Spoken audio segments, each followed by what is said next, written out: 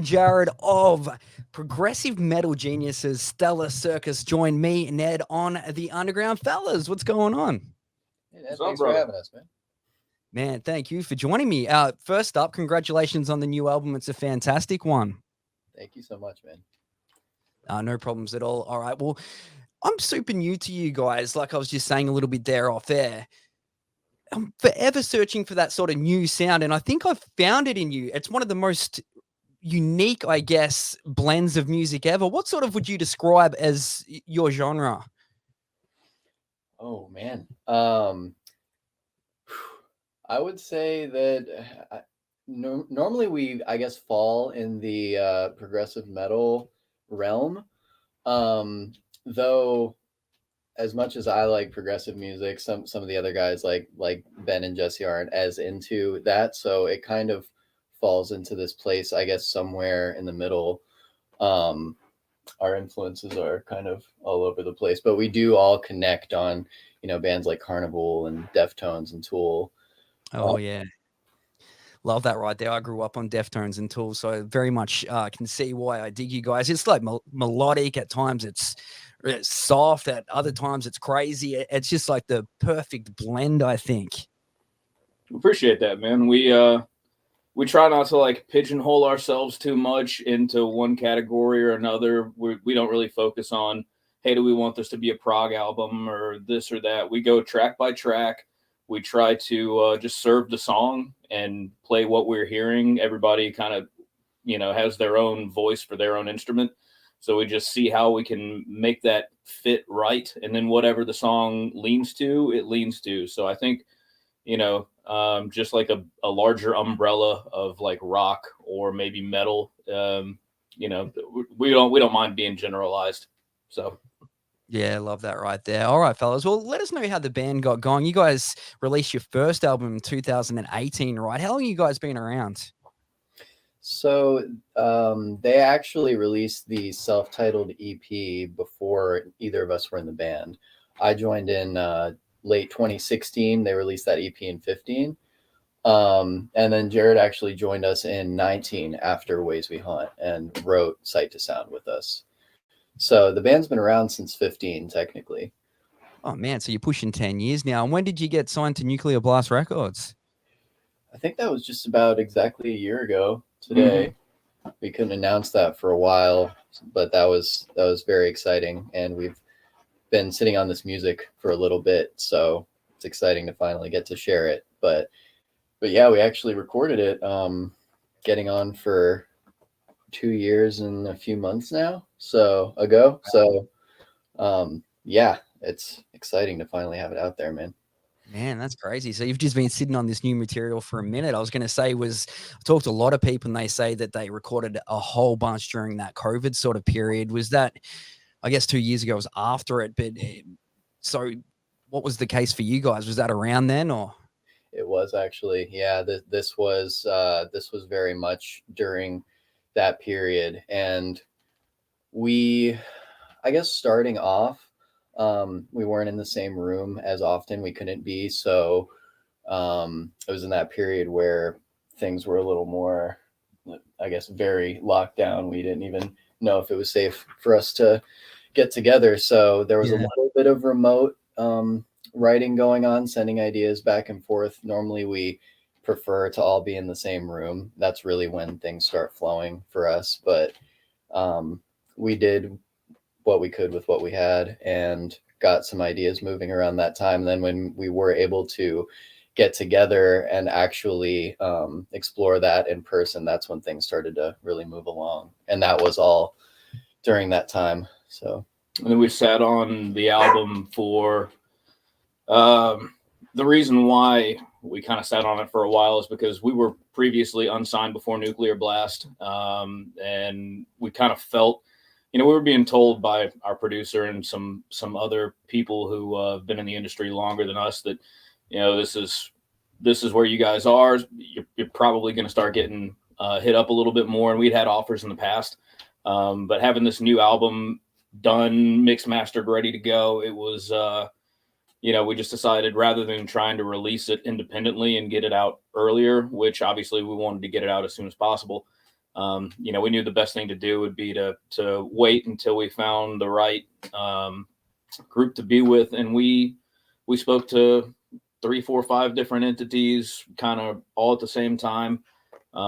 Did a showcase or two for some of them, and Nuclear Blast was just.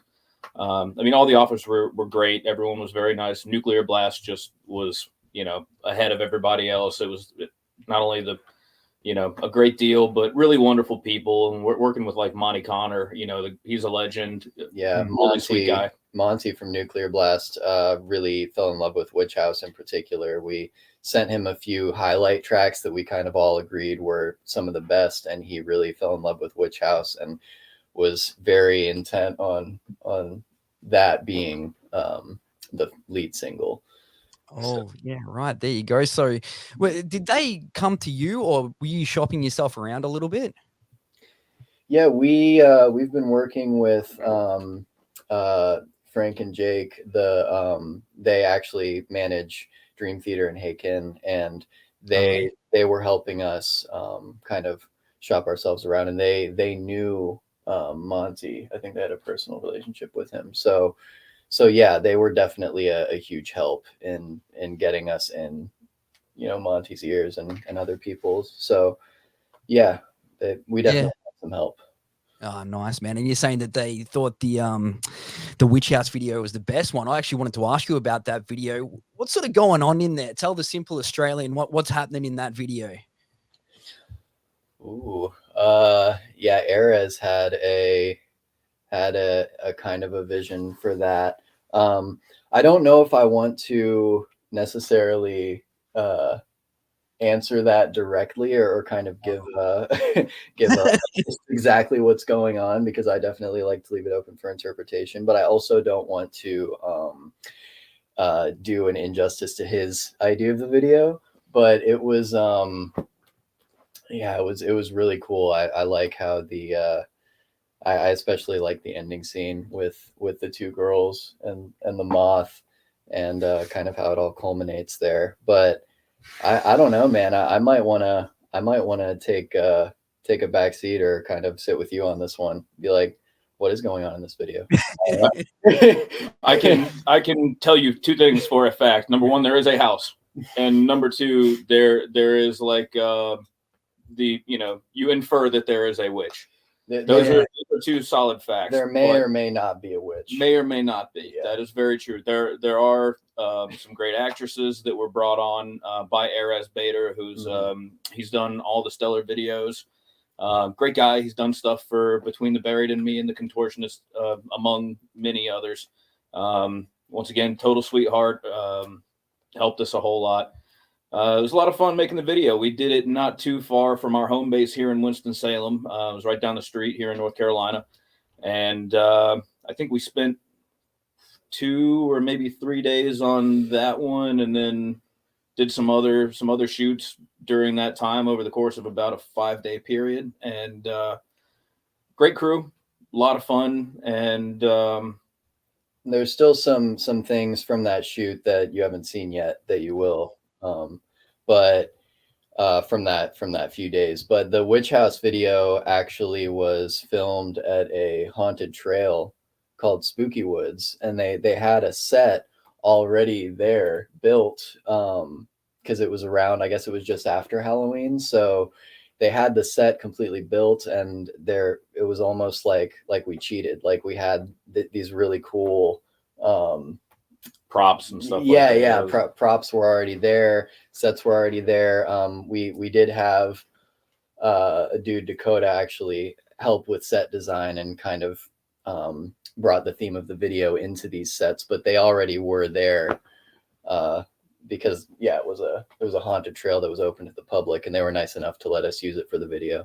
Oh, that's awesome. So it looks like it's this big sort of stellar high budget thing, and you just saying it was there ready to go. Exactly. Yeah, we got really lucky with that, man. But I love the answer to the question. You basically just left me exactly where I was. I still have no idea what's going on, but if you haven't caught it, you need to check it out. It's called Witch House. To me, though, guys, the the Sight to Sound album, absolutely fantastic. The song that caught me was Catch Your Death. I think that's probably one of the best songs I've heard. And I'm not just saying this, like in the last 10 years, that thing is all over the place and just totally caught me off guard. And that's the first song that I heard from you guys. And I've been exploring, the last album and this one since. So hats off to you on that. Thank you, man. That means a lot. For sure, man. How's the reaction so far been to the video, to the album? I think it's been pretty solid. I think I was kind of waiting to see what would happen once the full album dropped. I think a lot of our listeners kind of were waiting for that. I don't know if that's being presumptuous, but I think that a lot of people who listen to us may kind of reserve their opinions for the full album experience, listening to it front to back, kind of digesting it. And I think that I think that the response has been good. I think that people who fell in love with the EP or with Ways We Haunt are digging it. I think it's definitely a bit different. And I've seen some people. There was actually a guy who reacted to the album and had a whole video that he put on YouTube. It's like almost 2 hours long, the video of him reacting to his first listen and then saying, you know what, I think I'm going to listen to it again. And then he just kept the video running and listened to it again. And I think that for some people, it's one of those albums you kind of do need multiple listens to digest. Yeah, most definitely. That takes me back to what I was saying at the start of this interview, or trying to say is like, you're constantly looking for that new sound. And I definitely think I've found it with you guys, because it's just something outside of the box, which is kind of what you're talking about there. But switching things up to you guys personally, outside of music, what do you get into? I see Star Wars there in the background. What are you lads into? Oh yeah, man. We're actually in the room that we write in right now. And I don't know. You want to take this one first? Yeah. I mean, I think we've all got plenty of hobbies outside of music. It's obviously the number one most common denominator amongst the four of us. But I spend a lot of time like underwater basket weaving and I do too. Things of that nature. Most of us exercise pretty regularly. We just try to maintain good health so that it can translate through our instruments. Obviously it's much easier to like play your instrument proficiently and come up with good ideas if you're kind of like maintaining yourself well. So we all try to be conscious of that. I have no hobbies outside music. I have none at all. I work and try and make enough money to sustain doing this, and then I come here whenever I can. Usually once or twice a week, and write with these guys. And I don't know.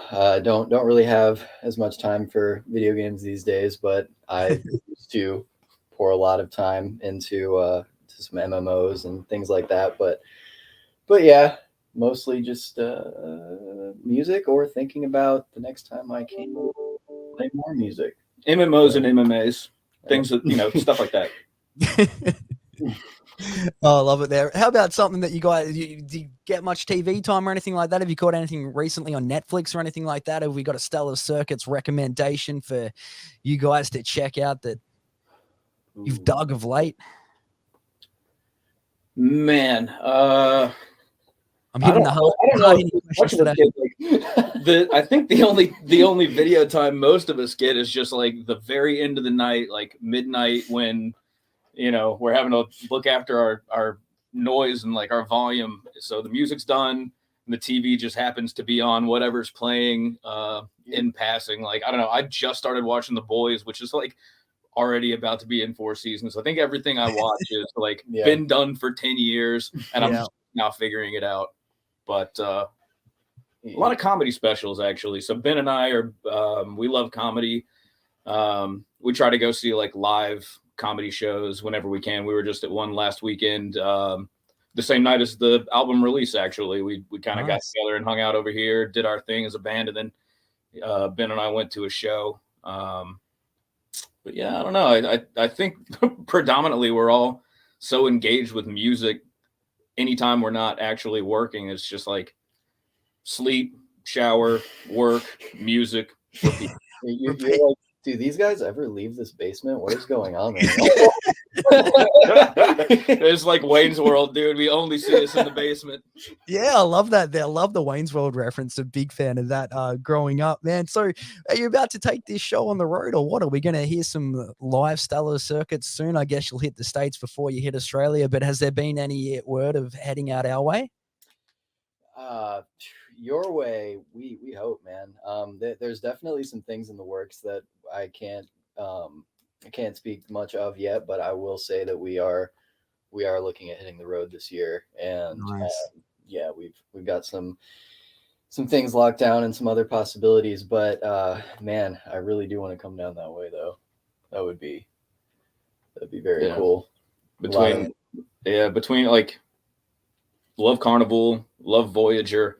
There's a slew of Australian bands that not only do we love and were like inspirational for us, but you know, we all feel like not only would we love to just do a tour with them, Australia would be great, home turf, anywhere in the world would be awesome. But also we kind of feel that, you know, partly because they're inspirational to us, I feel like it would be a good fit with a lot of those bands. So we would love to come down to Australia, man. That would be amazing. Oh, most definitely. Fingers crossed it happens at some stage soon. And right before I let you go, you mentioned that the album was recorded a couple of years ago now.